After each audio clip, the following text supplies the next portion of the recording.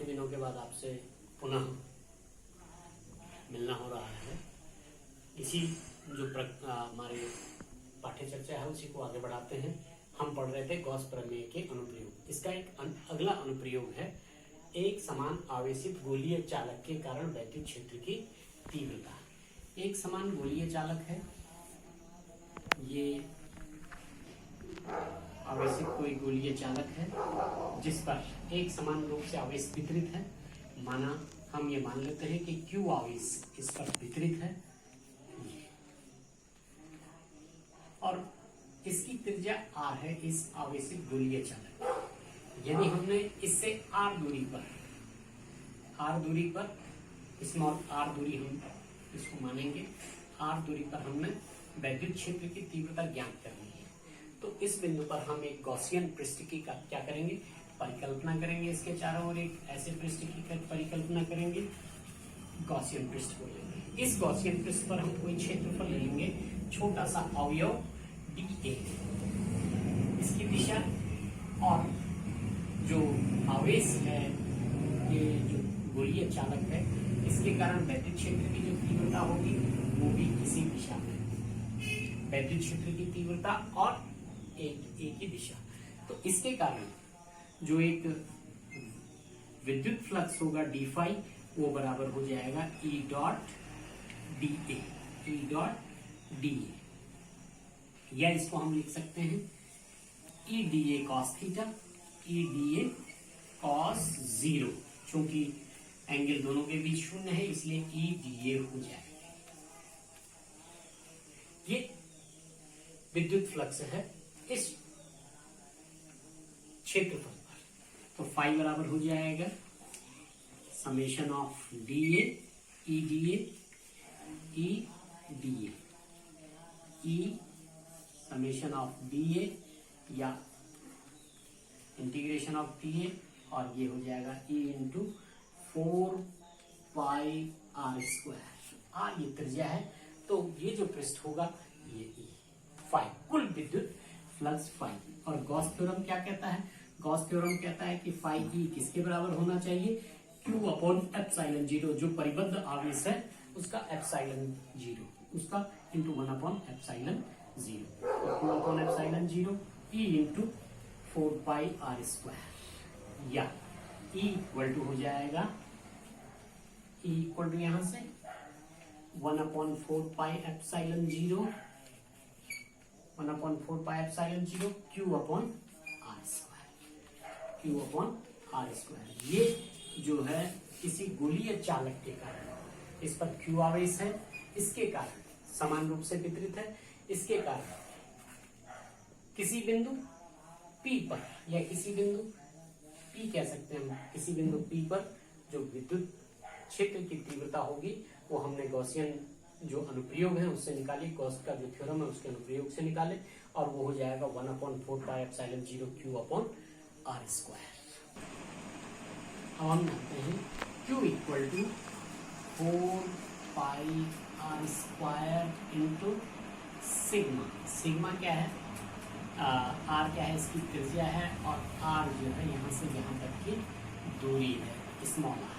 ये r जो है इसकी त्रिज्या है, जो आवेशित गोलीय चालक है उसकी त्रिज्या है। ये सिग्मा क्या है, प्रति एकांक क्षेत्रफल पर आवेश।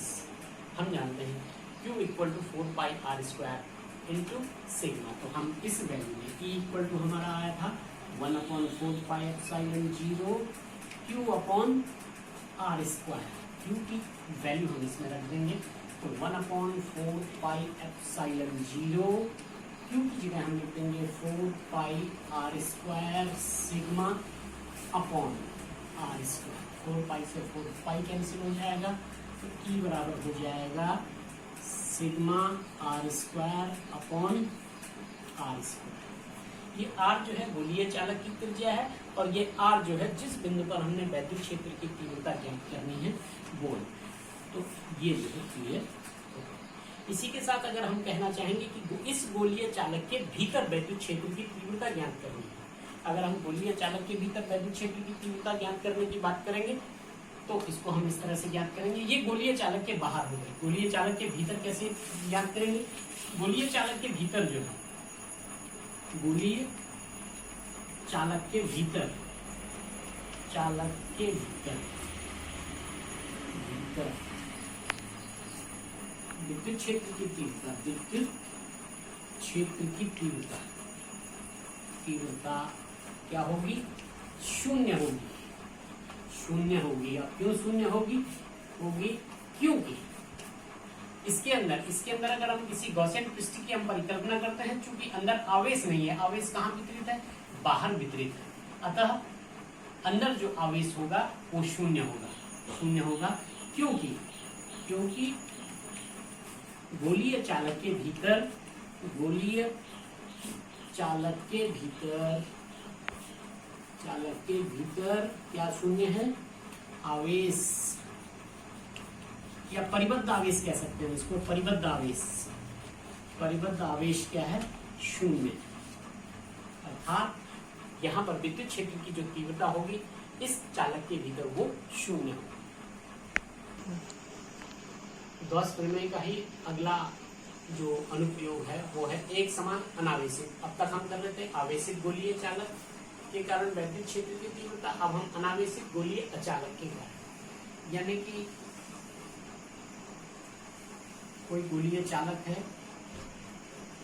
अनावेशित नहीं हो गई, आवेशित होगी। गॉस प्रमेय का अगला अनुप्रयोग है एक समान आवेशित गोलीय अचालक के कारण वैद्युत क्षेत्र की तीव्रता। अभी तक हम क्या पढ़ रहे थे? आवेशित गोलीय चालक के कारण, चालक के कारण पढ़ी, अब हम अचालक के कारण वैद्युत क्षेत्र की तीव्रता ज्ञात करेंगे। माना ये आवेशित गोला है जिस पर Q आवेश वितरित है और इससे P बिंदु यानी कि R दूरी पर कोई P बिंदु है, इस पर वैद्युत क्षेत्र की तीव्रता ज्ञात करनी है। फिर हम वही एक गॉसियन पृष्ठ की परिकल्पना करेंगे इसके चारों ओर, और ये हमने गॉसियन पृष्ठ की परिकल्पना की। यहाँ पर एक कोई अवयव छोटा सा क्षेत्रफल हम लेंगे जो कि लंबवत होगा, त्रिज्य होगा dA इस दिशा में, चूंकि E की दिशा भी वही होगी, E ही होगी, E और dA की दिशा।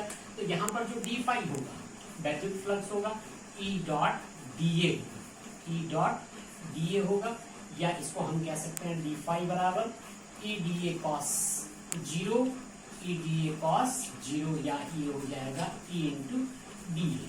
गॉस थ्योरम क्या कहती है? गॉस थ्योरम क्या कहती है? फाई ई कुल वैद्युत फ्लक्स क्या होना चाहिए? Summation of E dot D A, ये बराबर हो जाएगा E summation of D A, summation of D A और E into 4 pi R square, 4 pi R square. ये गॉस थ्योरम क्या कहती है? कुल वैद्युत फ्लक्स किसके बराबर होना चाहिए? फाई ई बराबर होना चाहिए क्यू अपॉन एप्सिलॉन 0 के बराबर। Q अपॉन एप्सिलॉन 0 किसके बराबर होना चाहिए? E into 4 pi R square के बराबर होना चाहिए, या E बराबर हो जाएगा 1 upon 4 pi epsilon 0 Q upon R square. ये जो है सेम वैसे ही होगा जैसे पिछले गोलीय चालक के कारण था। अब इसमें अंतर कहां से आता है? यहाँ पर हम अंतर यहां से देखेंगे। इसमें E equal to 1 upon 4 pi epsilon 0 Q upon R square. Q equal to, हम यहाँ पर पढ़ेंगे Q इक्वल टू, इसको मैं मिटा देता हूं थोड़ी देर के लिए। Q इक्वल टू हो जाएगा, Q इक्वल टू होगा 4/3 पाई आर क्यू इंटू रो। रो क्या है? प्रति एकांक आयतन में आवेश, प्रति एकांक आयतन में आवेश। तो Q का कुल मान हम यहाँ पर रख देंगे E equal to 1 upon 4 pi epsilon 0 4/3 pi R Q into rho by R square. 4 pi से 4 पाई कैंसिल हो जाएगा तो E इक्वल टू बच जाएगा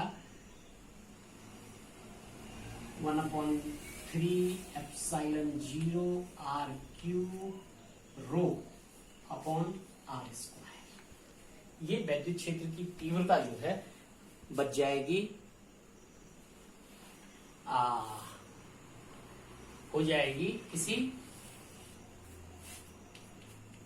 अनावेशित चालक के बाहर आर दूरी पर पी बिंदु पर वैद्युत क्षेत्र की तीव्रता E 1 upon 3 epsilon 0 R cube rho upon R square. Rho क्या चीज है? रो प्रति एकांक आयतन में आवेश है। ये क्लियर हो गया। अब हम बात करेंगे इसके भीतर किसी बिंदु पर इसके भीतर किसी बिंदु पर यदि हम इसकी परिकल्पना करें तो इसको दोबारा कर देते हैं, इसको मिटा देते हैं। चालक के भीतर, चालक के भीतर वैद्युत क्षेत्र की तीव्रता, वैद्युत क्षेत्र की तीव्रता, चालक के भीतर वैद्युत क्षेत्र की तीव्रता कितनी होगी? ये कोई आवेशित चालक है हमारे पास, अचालक, आवेशित अचालक है। अभी तक हम निकाल रहे थे बिंदु P पर। यदि बिंदु P यहाँ है, इस चालक के भीतर है, तो यहाँ हम एक गॉसियन पृष्ठ की परिकल्पना करेंगे। अब जो हमारे पास Q आ जाएगा वो Q आ जाएगा E इक्वल टू हो जाएगा फाइव इक्वल टू हो जाएगा E dot DA। E dot DA अब हम यहाँ परिकल्पना करेंगे DA, और ये हो जाएगा E DA की जगह हो जाएगा ये यहां इस गॉसियन पृष्ठ की अब हम क्या करेंगे? परिकल्पना करेंगे। यहां की तरह इसको काट देंगे। DA इसकी त्रिज्या, अब ये जो R था इसकी जगह हम क्या मानेंगे? इसको R, उसके केंद्र से R, तो E इंटू DA की जगह क्या हो जाएगा? E इंटू 4πr², और ये गॉसियन प्रमेय से क्या होगा? Q अपॉन एप्सिलॉन 0 होता है, यहाँ पर Q डैश हो जाएगा।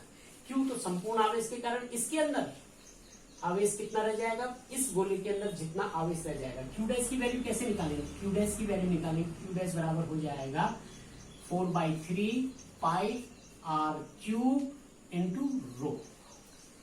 Q डैश बराबर 4/3πr³ इंटू रो हो जाएगी। रो प्रति एकांक आयतन में ये आवेश। तो E इक्वल टू हो जाएगा 1/4πr², और Q डैश की जगह लिख देंगे हम 4/3πr³ इंटू रो बटे एप्सिलॉन 0। 4π से 4π हो जाएगा, r² से इसकी एक पावर कट जाएगी, तो ये बन जाएगा r रो अपॉन 3 एप्सिलॉन 0। ये वैद्युत क्षेत्र की तीव्रता इसके अंदर, इस गोले के किसी बिंदु पर, इसके अंदर, या हम कह सकते हैं इसके केंद्र से r दूरी पर, जहां पर इसकी कंडीशन ये है। इसकी कंडीशन क्या है? r is less than capital R, यानी कि जो आवेशित चालक है, आवेशित जो चालक है उससे कम है उस बिंदु पर, तो कितनी हो जाएगी? r into rho upon 3 epsilon 0। एक बार फिर अगर हम इसके केंद्र की बात करेंगे कि केंद्र पर कितना होगा, तो E इक्वल टू R चूंकि शून्य होगा इसके केंद्र पर, सिग्मा अपॉन 3 एप्सिलॉन 0। तो ऐसे आवेशित अचालक गोले के भीतर पहले तो हम वैद्युत क्षेत्र की तीव्रता R को अपॉन 3 एप्सिलॉन 0 ज्ञात करेंगे, और केंद्र पर क्या हो जाएगी? शून्य हो जाएगी।